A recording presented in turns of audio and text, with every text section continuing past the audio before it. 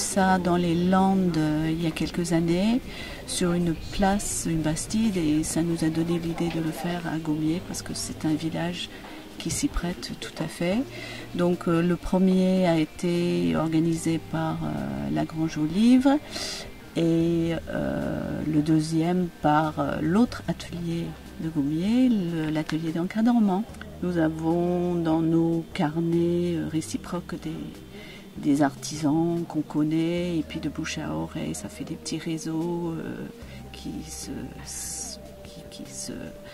se mettent un peu partout dans le Lot, dans la Dordogne.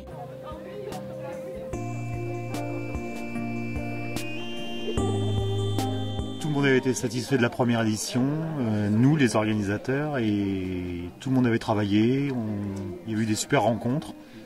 Donc on s'est dit, ça s'est imposé tout seul, quoi. Il y a des nouveaux, il y en a qui sont revenus, il y en a qui sont pas revenus. Il y a des potiers, il y a des peintres, quand même pas mal de peintres, il y a un ferronnier, il y a des photographes.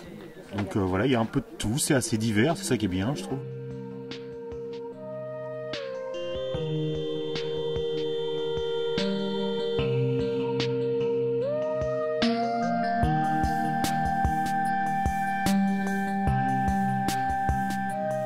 J'ai suivi quelques cours de reliure pour faire mes carnets de voyage en aquarelle.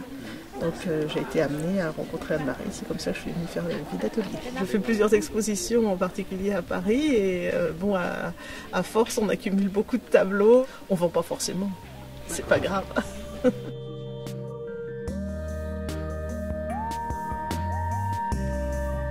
C'est la première fois en fait qu'on vient à ce vide-grenier d'atelier d'art. C'est charmant, c'est à hauteur d'homme, c'est calme, c'est paisible, c'est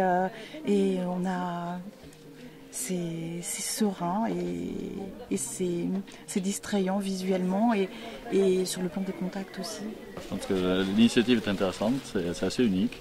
Les vide-greniers c'est assez connu, mais ça reste souvent pour débarrasser ce qu'il y a dans les greniers. Là c'est un côté assez singulier. On a trouvé des livres intéressants à des prix intéressants, et puis après c'est des œuvres artistiques auxquelles